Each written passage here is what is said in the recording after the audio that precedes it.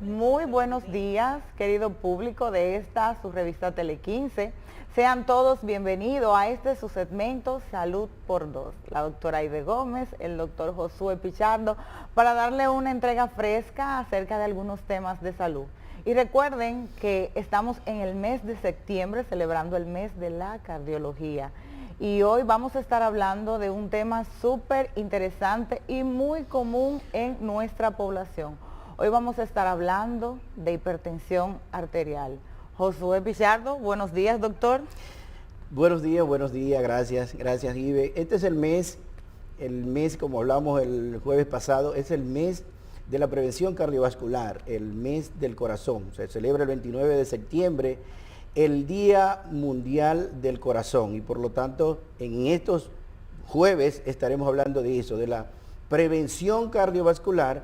Y esa prevención cardiovascular es justamente para tratar de ver cuáles son los factores de riesgo que alteran nuestro corazón y ver cómo nosotros podemos prevenirlo de manera objetiva a través del tiempo. No solamente en los viejitos, en los adultos mayores, que a veces creen que esos son los únicos hipertensos, sino en la población más joven, principalmente en los niños, que son los que tenemos que intervenir.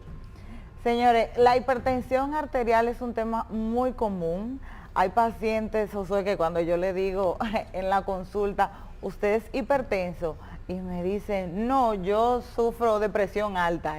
Y yo, no, pero es lo mismo, no se preocupe. Y hay algunos que en el transcurso de la consulta odontológica es que vamos dándonos cuenta de cuál es la situación, o porque tomamos la precaución de siempre chequear cómo están los valores en ese momento. Bien, vamos a decir algo, Josué. Cuando hablamos de hipertensión, ¿cuál es la población más afectada? ¿Y por qué están tantos jóvenes hoy con problemas de hipertensión? Mira, Ibe, la hipertensión arterial no es solamente de personas mayores. No de los mayores, porque ya todo el mundo dice que tengo 60 ya. Mira, a nivel mundial se habla que 19 millones de personas son hipertensos y que 7 millones de personas al año mueren a consecuencia de problemas que produce la hipertensión arterial. O sea que es una cifra alta. En Dominicana hay muchísimos hipertensos, estamos hablando de por encima de un 30%, hasta un 33, 35% en los últimos estudios. Se ha hablado de que los dominicanos somos hipertensos. ¿Pero esos son los que están diagnosticados o es que está el mayor problema? Que muchas personas son hipertensas y no lo conocen. Hablamos de que más de un 50% de las personas hipertensas no saben que son hipertensos. Y otro problema mayor aún, que aquellos que son hipertensos ya, el 60% de ellos no está controlado de la presión arterial adecuadamente. Por lo tanto, es un factor de riesgo que va a través del tiempo a ir dañando nuestras arterias. ¿Qué es la hipertensión arterial realmente? No es más que esa fuerza que ejerce la sangre contra las paredes de nuestras arterias. Si eso permanece alto por mucho tiempo, esa resistencia que ofrece entonces las arterias contra esa sangre, si eso permanece elevado por mucho tiempo, ¿qué pasa? Claro, que la estructura de la arteria cambia, se altera y la arteria se va poniendo rígida por dentro, se va dañando a través de los años, porque eso no es un proceso que ocurre de hoy a mañana, es un proceso crónico en el tiempo. ¿Y qué va a pasar entonces? Que esa hipertensión arterial va a predisponer a que las arterias entonces pierdan esa elasticidad natural que tienen por la formación anatómica que tienen las arterias, que es músculo liso en el centro donde permite esa elasticidad, y eso va a predisponer entonces a enfermedad aterosclerótica en el futuro. Pero esa enfermedad aterosclerótica pues entonces va a llevar a muchísimas consecuencias a nivel cardiovascular y a nivel del sistema completo. Y decirle a nuestro público que realmente la hipertensión, aunque es un padecimiento crónico, es fácil de controlar. Claro. No es algo que hay que asustarse y volverse loco, ni tener el miedo de que, bueno, esas pastillas que me va a dar el doctor lo que van a hacer es causarme tal o cual cosa. Porque es mucho del pensar de los pacientes, principalmente los pacientes masculinos. Señores, los hombres tienen una serie de tabú en sus mentes y tienen el miedo al acudir al doctor porque el doctor me va a prescribir una medicina que fácilmente me haga otra situación. Es todo lo contrario, como pasa en el caso de la diabetes. Muchos dicen no, porque la diabetes puede disminuir mi función masculina, pero es todo lo contrario. No es la insulina. Ellos dicen que es la insulina, pero no es la insulina, es la diabetes en sí. Entonces a veces la falta de educación y de orientación del ciudadano hace, Josué, que en vez de ayudarse y de tener calidad de vida, lo que hace es que empeora. Mira, la hipertensión arterial, al ser un factor de riesgo crónico, o sea, de una de las patologías crónicas no transmisibles, realmente son de las mejor controlables en el tiempo. Claro, fácil. Y existen medicamentos en la actualidad que perfectamente pueden controlar la presión, e incluso medicamentos modernos que no solo son en este momento para controlar la presión, sino que además de controlarla, evitan los daños a los órganos diana, que es una de las cosas que la gente más miedo tiene. Exacto. Y como tú dijiste, los varones. No hay duda de que hay medicamentos, hay grupos farmacológicos que pueden afectar algunas cosas, incluyendo posiblemente la virilidad masculina. Entonces, ¿qué es lo que pasa? El médico cardiólogo, el que diagnostica, el que trata, tiene la capacidad de entender ese proceso y elegir el medicamento que sea más inocuo, que vaya a hacerle menos daño a cada paciente en particular.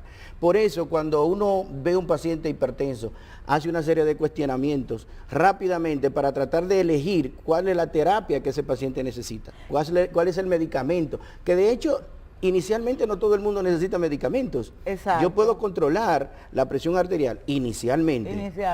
Inicialmente, si es una hipertensión que ha ocurrido en una persona joven y que realmente esa persona joven es por un problema de sobrepeso, obesidad, de inactividad física, de una dieta muy cargada de sal.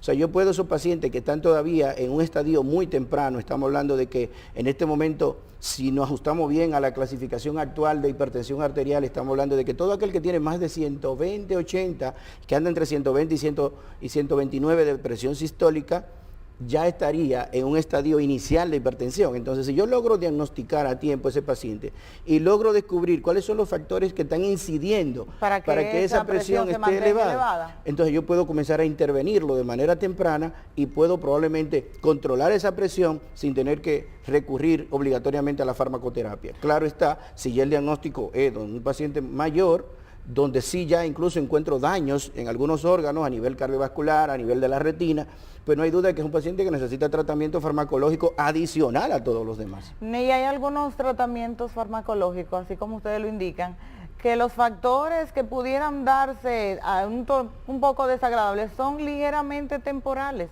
que desaparecen en 2 o 3 días y el paciente vuelve a hacer su rutina de vida excelente. Así que lo ideal es mantenerse controlado. Vamos a ver, Josué, porque gracias a Dios, este hombre que ustedes ven aquí, señores, es parte de la cardiología dominicana entera. Entonces, ¿cómo andamos nosotros, República Dominicana? Miren, el país, gracias al Señor, en la parte cardiovascular se han hecho varios estudios para descubrir cuáles son nuestros factores de riesgo principales. O sea, saber qué población realmente lo padece y qué % de la población lo padece, principalmente los factores de riesgo que tienen que ver con hipertensión, con diabetes, con dislipidemia, o sea, aumento de los lípidos, del colesterol en sangre, sobrepeso y demás. Realmente nosotros andamos dentro de la estadística mundial, probablemente un poquito por encima. Como te decía inicialmente, nosotros andamos un 30 hasta 35% de hipertensión, un 12% de diabetes y algo importante que quizás los fumadores han disminuido en los últimos años, la utilización de tabaco, pero por una condición, ha disminuido la fuma directamente de tabaco, pero ha aumentado entonces en los jóvenes la fuma de otras cosas y el consumo de otro tipo de elementos que igualmente van en detrimento de la salud. O sea que desde el punto de vista estadístico, nosotros andamos poco por encima de la estadística mundial desde el punto de vista de hipertensión, e igualmente en aquellos pacientes que están diagnosticados, dentro de los no controlados, igualmente andamos con una estadística elevada. Eso tiene muchas razones. Y la principal es quizás es que a veces los pacientes, uno le indica un medicamento y pueden usarlo un tiempo y luego lamentablemente lo suspenden por múltiples razones, a veces la razón económica, pero a veces también es por razón de que no tienen la información clara y entienden que el tratamiento antihipertensivo es, el doctor me lo indicó y me lo tomé un mes y ya me sané. La hipertensión es una enfermedad Crónica. ¿Crónica qué significa? Y eso es bueno aclararlo. A veces cuando uno le dice, o cuando una persona escucha de la palabra crónica, cree que crónico es malo. Más malo, sí. Más malo. Está crónicamente enferma. Crónicamente enferma lo que significa es que es una persona que tiene una patología a largo plazo. Bien, es una patología a largo plazo. Por lo tanto, la hipertensión arterial es una de esas patologías que yo no me puedo tomar una pastilla hoy, una pastilla mañana y ya la controlé y me olvidé de eso. No es así. La hipertensión arterial es una de esas enfermedades crónicas no transmisibles, significa que no se pega de persona a persona, pero que es una enfermedad a largo plazo, que tengo que tratarla de manera rutinaria. Continuo. ¿Por qué? Porque el medicamento que yo me tomo hoy no me hace efecto mañana. Ese medicamento tiene una vida media limitada. ¿Qué significa eso? Que el tiempo que va a durar actuando dentro de mi organismo es 18 horas, 20 horas, 14 horas, y algunos 8 horas. Por eso ustedes ven que hay medicamentos que el médico se lo va a indicar con dosis repetida, que lo tiene que tomar en la mañana, que lo tiene que tomar en la tarde, y que a veces hay que repetir algo en la noche, porque hay pacientes también que necesitan dosis repetidas, porque hay pacientes hipertensos severos, que no es lo mismo un paciente leve hipertenso a un paciente que necesita triple farmacología, o sea, que necesita tener 3, 4 medicamentos y dosis repetida. Entonces, en eso hay que estar claro que a veces el tratamiento de la hipertensión, realmente algunos pacientes lo dejan por mitad, a veces lo abandonan, a veces usan uno sí y otro no. Un problema. Porque a veces es muchos medicamentos y es un medicamento y son medicamentos de utilidad crónica. Lo que hay que estar bien claro que uno tiene que verlo como un factor de riesgo cardiovascular, que a medida que yo lo tengo controlado adecuadamente, pues las condiciones que van a llevar a que se enfermen los otros órganos van a ser menores. Hay algo también importante, que a veces los pacientes se toman una tabletita y jamás vuelven al médico. O sea, usted se está tomando una tabletita, pero usted tiene que ver si realmente esa tabletita tiene la presión suya controlada. Claro. Bien. Y el que lo evalúa es ese cardiólogo. Entiende, entonces por eso hay que hacer chequeos. Hay que retirar el medicamento. Subsecuentes, usted va a su médico evalúa su presión arterial, evalúa una serie de factores para ver qué tal, ver si no hay ningún efecto adverso de ese medicamento, porque los tienen, son los medicamentos como todos los medicamentos antihipertensivos, como todos los fármacos pueden tener efectos adversos, y el médico en el momento de su evaluación se va a dar cuenta si realmente hay algún efecto adverso, para entonces modificar la terapia, y si además ese medicamento está controlando de manera adecuada la presión. Para ese paciente, porque la presión no es igual para todo el mundo, y eso hay que también tenerlo claro. Claro, o sea, tú hablabas del uso de la disminución por el factor de la nicotina, pero que entonces ahora hay un aumento en pacientes jóvenes. ¿A dónde llega? ¿A qué edad tú le pronosticas a un paciente de 18 años que no duerme, se acuesta a las 3 de la mañana? Que usa con frecuencia utiliza las jucas, sabrá Dios con qué compuesto. Encima de eso tiene una vida sedentaria porque no tiene tiempo para hacer ejercicio, y también le podemos agregar la comida chatarra con frecuencia. Entonces, esa combinación es un llamado a los padres, a los abuelos, a la juventud, a que vamos a mejorar nuestra calidad de vida, porque el pronóstico de vida de un paciente, de una persona con este estilo de vida, no es bueno. Y si a eso le agregamos algún factor que tenga genético, que pueda heredar cualquier otro padecimiento o alguna situación de salud propia, entonces estamos hablando de que la población joven, la vida útil de ellos para estos próximos 20 o 30 años, no va a ser de muy buena calidad en cuanto a la salud cardiovascular. Sí, eso es sumamente interesante, Ibe, porque la realidad es que la vida que están viviendo muchos de nuestros jóvenes, porque no es la generalidad, no, claro que muchos de nuestros jóvenes, es un poco compleja en ese aspecto, porque como tú dices, si el paciente ya tiene una predisposición genética hereditaria, pero además de eso suma todos estos factores que van en detrimento de su calidad de vida y de la vida cardiovascular, pero no hay duda que va mucho a más temprana edad a tener una enfermedad cardiovascular manifiesta. Ahora, déjame decirte algo, yo no tengo que esperar 18 años para ver eso, o sea, yo tengo pacientes jóvenes, incluso menos de 18, que son hipertensos. y que tienen ya condición de sobrepeso, de obesidad, porque lamentablemente esa vida de sedentarismo, de utilización de elementos electrónicos en jóvenes donde se acuestan con el aparatito en la mano, donde todavía son las 3, 4 de la mañana y están con él, pero se levantan igualmente recostados en el mueble y de ahí piden una comida rápida, se la llevan ahí. O sea, todos esos factores de riesgo van en aumento de que aparezcan realmente enfermedades cardiovasculares. Entonces, en la juventud actual tenemos que nosotros propiciar la actividad física, la alimentación cardiosaludable, que de hecho es lo que queremos. Y tenemos que hacer un trabajo en nuestros niños, en las escuelas. Pero algo interesante en eso es que tenemos que trabajar en nuestros niños, pero que los padres de esos niños lo sepan, porque podemos darles las informaciones a los niños.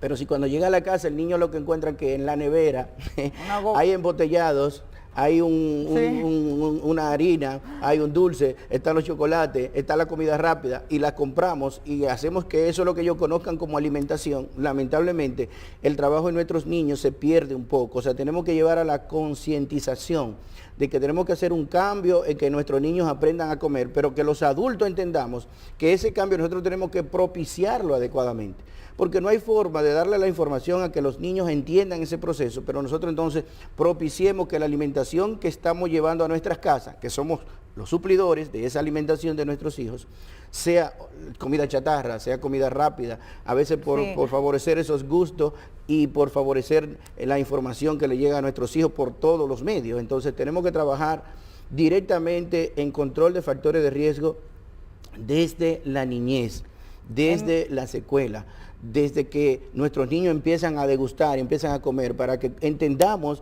que su alimentación debe ser pensando en la salud cardiovascular a largo plazo, en su vida.